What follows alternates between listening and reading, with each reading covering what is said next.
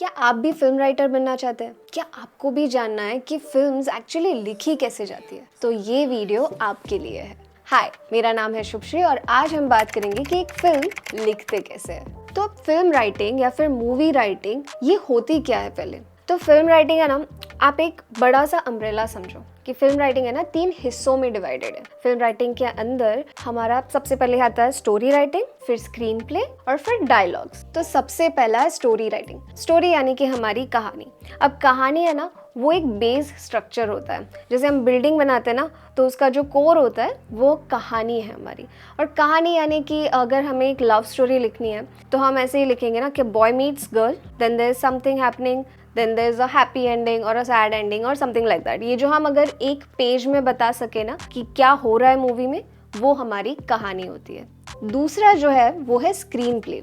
Screen play है ना, उसके नाम में ही है कि स्क्रीन पे हमें क्या दिख रहा है, मतलब सीन्स क्या है, सीन में क्या हो रहा है, सीन में क्या यूज हो रहा है, सीन कैसे शूट किया जा रहा है, सीन कौन से ऑर्डर में है। वो भी एक बहुत इंपॉर्टेंट चीज़ है कि कौन से सीक्वेंस में हमारा सीन्स हमने रखे हैं जिससे स्टोरी समझना या फिर स्टोरी ज़्यादा एक्साइटिंग बनती है। ये पूरा स्क्रीन प्ले में आता है। और थर्ड है हमारा डायलॉग राइटिंग। तो डायलॉग राइटिंग है ना, ये सिर्फ वो आइकॉनिक डायलॉग्स नहीं होते जैसे once upon a time in Mumbai में था ना कि वो सारे वाव वाले तालियों वाले डायलॉग्स, ये सिर्फ डायलॉग राइटिंग में नहीं होते। जो नॉर्मल जो हमारे डेली लाइफ के या फिर जो कैरेक्टर को इंट्रोड्यूस करवा रहे हैं या फिर बैकग्राउंड में जो और सारे कैरेक्टर्स डायलॉग बोल रहे हैं, वो सारे डायलॉग्स जो लिखता है वो है हमारा डायलॉग राइटर। तो ऐसे होता है हमारा डायलॉग राइटिंग। अब है ना, हम थोड़ा सा इसके डिटेल्स में जाते हैं तीनों के और हम एक एग्जाम्पल से समझते हैं, क्योंकि एग्जाम्पल से क्या, हमने वो सारी मूवीज़ देख कर रखी है या फिर हमें वो मूवीज़ पता है, तो उससे है ना हमें ज़्यादा समझ आएगा कि एक्चुअली हो क्या रहा है इन तीनों चीज़ों में। तो सबसे पहले बात करते हैं स्टोरी राइटिंग के बारे में। जैसे कि मैंने बताया आपको कि स्टोरी हमारी कहानी है, जो हमारा बेस है पूरा मूवी का। तो हम लेट्स से एग्जाम्पल लेते हैं RHTDM का, ये तो हम सबने देखी है। तो इसमें है ना 3 कैरेक्टर्स है, मैडी, रीना और सैम। और ये पूरी कहानी है ना इन तीनों के अराउंड ही रिवॉल्व हो रही है। इस पूरी कहानी में मतलब जैसे कि इसका स्टार्ट अगर हम इसे एज अ स्टोरी बताएं तो इसका स्टार्ट होता है राइवलरी से। लाइक एक कॉलेज लाइफ दिखाई है सैम और मैडी की, और वो दोनों दुश्मन है टाइप्स, उनका कुछ ना कुछ चलता रहता है।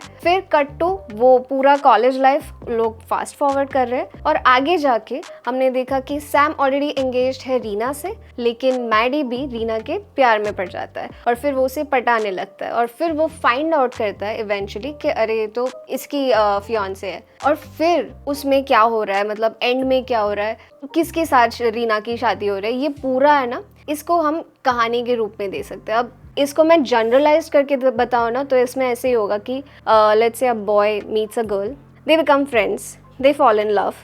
Now in that middle part is what we need the maximum, because उसमें है ना हमें ऐसे चैलेंजेस रखने हैं, ऐसे कुछ की पॉइंट्स रखने हैं जिससे आप होल्ड कर सको अपनी ऑडियंस को। कुछ ऐसे डिफ़िकल्ट मोमेंट्स या फिर कुछ ऐसी चीज़ें और ऐसे कुछ सिचुएशंस जिससे है ना ये स्टोरी ज़्यादा एक्साइटिंग बनती है कि आप एंड क्या हो रहा है, आप क्यूरियस हो। ये करने के लिए जो मिडिल पार्ट है ना, मुझे लगता है वो स्टोरी का सबसे इम्पॉर्टेंट पार्ट है। तो ऐसे ही हम स्टोरी लिखते हैं। एक और भी चीज़ है जो बहुत इंपॉर्टेंट होती है स्टोरी राइटिंग में, जो है कि हम हमारी ऑडियंस को बताना क्या चाहते हैं, मतलब हम उनको डिलीवर क्या करना चाहते हैं। जैसे कि ये जो मूवी थी RHTDM, उसमें हमें दोस्ती भी दिखाई गई है, दुश्मनी भी दिखाई गई है और प्यार भी दिखाया गया है। तो ये सारे इमोशंस हमें दिखाए गए हैं through these characters and all those scene और हमारी स्टोरी से। तो कुछ ऐसे लिखी जाती है स्टोरी।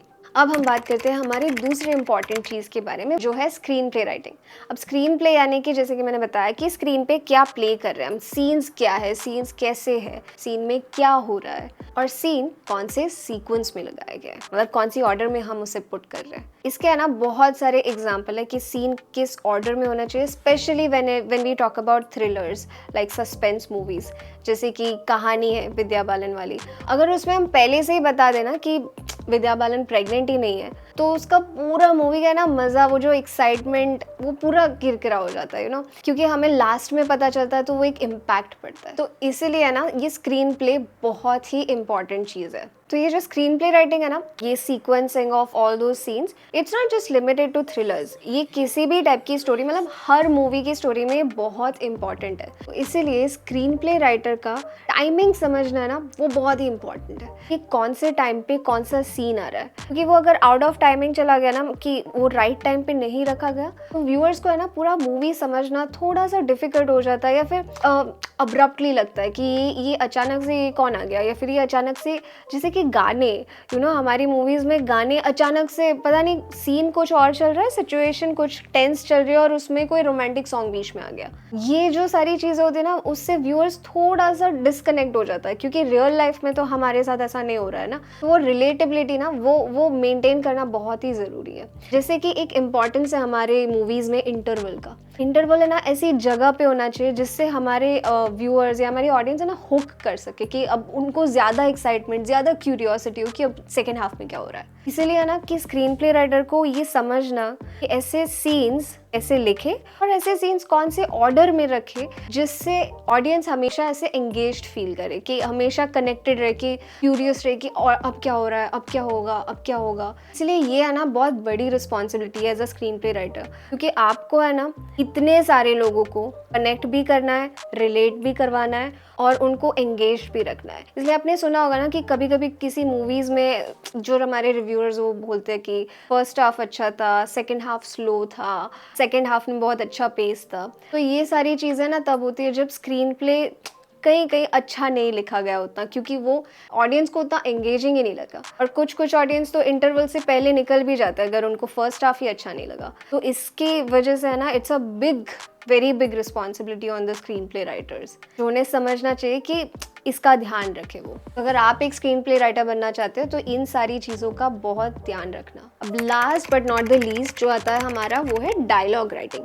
अब डायलॉग राइटिंग है ना, जैसे मैंने बताया आपको कि स्क्रीन प्ले जो होता है वो हमारी स्टोरी को एक विजुअल फॉर्म में ऑडियंस को पेश करता है, वैसे ही स्क्रीन प्ले को जान देता है डायलॉग राइटिंग। क्योंकि अगर इमेजिन कि आप मूवी देखने जा रहे हो जहाँ पे कोई डायलॉग्स नहीं है, बस स्क्रीन प्ले चल रहा है, will you enjoy that movie? No, right? Because dialogue is also one of the most important thing in a movie. काफ़ी लोगों को है ना ऐसा मिसकंसेप्शन होता है कि डायलॉग राइटिंग यानी कि वो आइकॉनिक डायलॉग्स ही, जैसे कि मैंने बताया वो once upon a time in Mumbai में होगा, या फिर बहुत सारी ऐसी मूवीज़ है जहाँ पे बहुत अच्छे डायलॉग्स थे। तो अब सिर्फ उतना नहीं होता है, लेकिन डायलॉग राइटिंग है ना, from the movie started to the movie end, उस मूवी में जितने भी कैरेक्टर्स हैं उनके सारे डायलॉग्स एक डायलॉग राइटर लिखता है। Let's say for example a movie which has like 15 characters, तो पूरे 15 कैरेक्टर्स के डायलॉग वो एक डायलॉग राइटर लिखता है। अब ये ऐसे डायलॉग्स लिखने के लिए एक डायलॉग राइटर को सबसे पहले सबसे इम्पॉर्टेंट जो है समझना, वो है कैरेक्टर्स को, कि उसका कैरेक्टर कौन है, उसका कैरेक्टर कहाँ से आ रहा है, ये मूवी कौन से लेट्स से ईयर में शूट की जा रही है। जैसे कि किसी मूवी को लाइक कोई मूवी बायोग्राफीज होती है, कोई movie war history, historical facts पे बनी गई है, तो उस ज़माने में कैसे लोग बात करते थे, या फिर उस ज़माने में कौन से वो रिलेटेबल पॉइंट्स थे। मतलब वो नोकिया का ज़माना था तो उसमें हम एप्पल की बातें नहीं कर रहे, उस टाइप का। उसके बाद जो हमें समझना है कि मतलब कैरेक्टर को हमें इन डेप्थ समझना है कि वो कैरेक्टर एक्चुअली मूवी में क्या कर रहा है, स्टोरी में पूरा वो कैरेक्टर कहाँ से आ रहा है, वो कैरेक्टर की क्या एज है, like based on their age, अगर वो एक दादा या दादी है तो उनके डायलॉग्स कैसे होंगे, ये पूरा समझ के एक डायलॉग राइटर सारे डायलॉग्स लिखता है। और इसमें हमें कैरेक्टर का ग्रोथ भी महसूस होना चाहिए। नाउ फॉर एग्जाम्पल अगर हम ले तो डियर जिंदगी, तो आलिया भट्ट है ना, वो खुद को एक अपने ही केज में रख कर बैठी है, अपने ही मी सेंट्रिक में, और वो अपनी प्रॉब्लम्स को ज़्यादा बड़ा बना रही है उसके बारे में सोचकर, वैसे दिखाया गया है। मतलब वो अभी not in her best mood में है, राइट? तो अगर ऐसी कोई इंसान है जो अपसेट है, सैड है, या फिर सो नहीं पा रही है, उसको आप जॉली नहीं दिखा सकते हो ना, क्योंकि अगर उसके डायलॉग्स जैसे जॉली वाले हो गए कि हैप्पी गो लकी है, तो वो फील नहीं आएगा। इसलिए उसके डायलॉग्स भी वैसे रखे गए थे। और ऐसे अगर हम देखें तो जो हमारे थेरेपिस्ट उसमें दिखाया है, शाहरुख खान का जो कैरेक्टर है, तो थेरेपिस्ट हम ऐसा समझते हैं कि वो हमारी प्रॉब्लम्स है ना वो सुनते हैं, वो हमारी प्रॉब्लम सॉल्व करते हैं। उस टाइप का अगर हम देखें तो वो इंसान कैसा होगा? वो इंसान एक वाइज होगा, राइट? वाइज इंसान होगा। वो ऐसे इन अ मिनट वो अनॉय नहीं हो जाते, या फिर इन अ मिनट वो इरिटेट नहीं हो जाते, गुस्से में नहीं बताते अगर कोई नहीं समझ रहा है तो उनके डायलॉग्स भी उस तरीके से लिखे गए कि वो एक स्टोरी के थ्रू नहीं समझा रहे, या फिर वो डायरेक्टली उनको नहीं बता रहे कुछ पॉइंट्स, वो एक स्टोरी बता रहे हैं। तो ऐसे सारे पॉइंट्स है ना बहुत ही इंपॉर्टेंट है समझना। जब दो अलग कैरेक्टर्स के बीच में भी कॉन्वर्जेशन है तो उसमें भी हमें वो समझना बहुत ज़रूरी है कि उनका रिलेशन क्या है। जैसे कि उसी मूवी में जैकी और आलिया भट्ट जो दिखाए थे वो फ्रेंड्स है, तो फ्रेंड्स के बीच में कैसी कॉन्वर्जेशंस होती है, where as compare to parents और बच्चों के बीच में कैसी कॉन्वर्जेशन होती है। ये सारा बहुत सारा है नो, ये सारा डायलॉग राइटर को समझना है और फिर वो बेस्ट डायलॉग्स लिख सकते हैं और जो रिलेट भी कर सके ऑडियंस को। तो ऐसे ही लिखी जाती है हमारी फिल्म्स, जिसमें हमारा स्टोरी होता है, स्क्रीन प्ले होता है और डायलॉग्स होते हैं। Thank you so much for watching this video. और अगर आपको ऐसे लंबे वीडियोस पसंद नहीं है, अगर आपको शॉर्ट्स या फिर आपको रील्स ज़्यादा पसंद है, तो आप मुझे इंस्टाग्राम पे भी फॉलो कर सकते हैं। ऐसे ही और भी इंटरेस्टिंग टॉपिक्स के बारे में अगर आपको जानना है, राइटिंग स्पेसिफिक, तो आप मुझे ज़रूर फॉलो कीजिए और मुझे कमेंट में ज़रूर बताना अगर आपको कोई और ऐसे टॉपिक्स है जो आपको समझने हैं। मैं उस पर ज़रूर एक वीडियो बनाऊंगी। So this is me, Shubhshri. See you next week.